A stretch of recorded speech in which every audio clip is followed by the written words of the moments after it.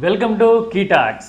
ఏదైనా కొత్త ఇన్నోవేషన్ కానీ టెక్నాలజీ కానీ వచ్చినప్పుడు దాన్ని పాజిటివ్గా ప్రొడక్టివ్గా ఎంతవరకు వాడతాము అనేది సెకండరీ అయిపోయి దాని సైడ్ ఎఫెక్ట్స్ ఎలా ఉంటాయి, negative side of that aspect ఏంటి అనేది ఎక్స్ప్లోర్ చేయడం మనకి ఈ మధ్యన చాలా పెద్ద దురలవాటుగా మారిపోయింది. ఇప్పుడు ఏఐ టెక్నాలజీ విషయంలో కూడా ఇదే జరుగుతుంది. తెలుగులో ఏఐ టెక్నాలజీతో ఆడపిల్లల వీడియోలు క్రియేట్ చేసి వాళ్ళతో వల్గర్ అండ్ డబుల్ మీనింగ్ డైలాగులు చెప్పిస్తూ షార్ట్స్ గాను మీమ్స్ గాను సర్క్యులేట్ చేసే ధోరణి చాలా ర్యాపిడ్గా పెరుగుతుంది. ఒక డేట్ లో మీ లెఫ్ట్ ఫింగర్ నెయిల్స్ ఎందుకు లేవండి అన్నాడు, నీ రైట్ హ్యాండ్ రేఖలు ఎందుకు అరిగిపోయాయో చెప్పు. ఇదే కంటిన్యూ అయితే గనక పిల్లల మీద, ఫ్యూచర్ జనరేషన్స్ మీద ఎంత డిజాస్ట్రస్ ఇంపాక్ట్ ఉంటుందో మనం ఒకసారి చూద్దాం.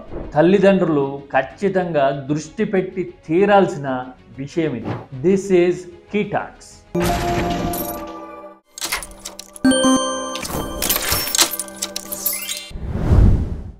ఏఐ ఆర్టిఫిషియల్ ఇంటెలిజెన్స్ అంటే ఏం కావాలనుకున్నా కానీ దాంట్లో క్రియేట్ చేయడానికి, రీక్రియేట్ చేయడానికి స్కోప్ ఉన్న టెక్నాలజీ.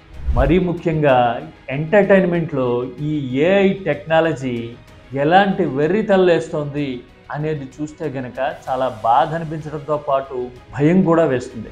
ఎందుకంటే ఇప్పుడు అలనాటి లెజెండ్స్ని మేము క్రియేట్ చేస్తున్నాము అని ఎన్టీఆర్, ఏఎన్ఆర్ లాంటి వాళ్ళని యూత్ లుక్తో క్రియేట్ చేసినప్పుడు సరదాగా ఎలాగైతే అనిపిస్తుందో అలాగే ఇదే ఏఐ టెక్నాలజీని నెగటివ్గా అంటే మెలీషియస్గా వాడితే గనక ఎలాంటి దుష్పరిణామాలు ఉంటాయి అనేది ఇప్పుడు కనపడుతుంది. అందమైన ఆడపిల్లల ఇమేజ్లు, వీడియోలు ఏఐలో క్రియేట్ చేసి వాళ్ళతో డబుల్ మీనింగ్ డైలాగులు, బూత్ కాన్వర్సేషన్లు, టెడ్ టాక్ మోడల్లో వైరల్ చేయడం అనేది ఇప్పుడు కనపడుతోంది. శోభనం అనండ్రా అంతే కానీ ఫస్ట్ నైట్ అనకండి. ఎవరికి ఫస్ట్ నైట్, ఎక్కడ ఫస్ట్ నైట్?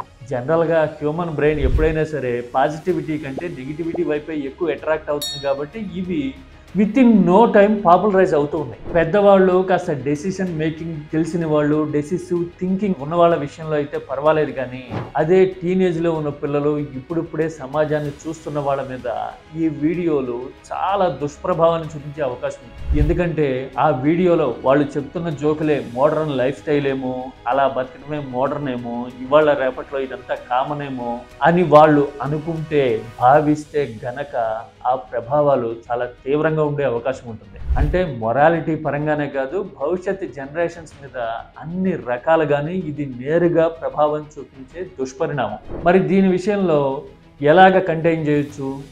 ఒకటి, సూపర్విజన్ ఉండడము.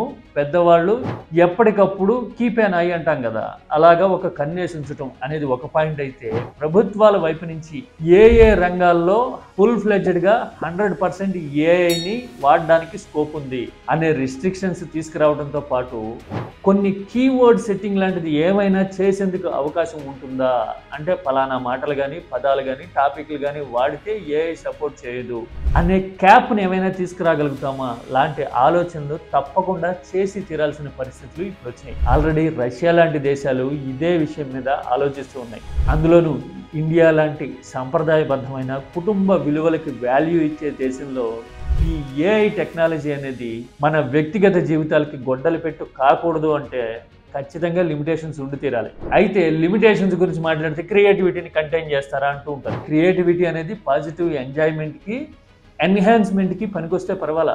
ఇప్పుడు ఆల్రెడీ కొన్ని సినిమాల్లో ఏఐ టెక్నాలజీతో పాటలు, సీన్లు క్రియేట్ చేయడం చూస్తున్నాం. రవితేజ మాస్ జాతర అనే సినిమాలో దివంగత మ్యూజిక్ డైరెక్టర్ చక్రి వాయిస్తో ఒక పాట క్రియేట్ చేశారు.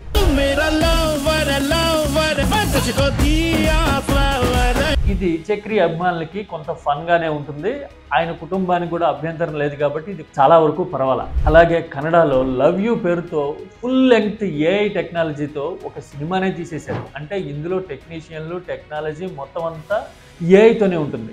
మ్యాన్ మేడ్ ఇంటర్వెన్షన్ అనేది చాలా తక్కువ ఉంటుంది. ఇలాంటివి చేసినప్పుడు మొదట్లో కొంత సరదాగానే ఉంటుంది. ఇదన్నీ పాజిటివ్ అటెంప్ట్స్. కానీ నెగిటివ్ అటెంప్ట్స్, బూత్ టెడ్ టాక్లు మాత్రం కంటైన్ చేసి తీరాలి for the sake of future generations అని ఖచ్చితంగా అనిపిస్తూ ఉంది.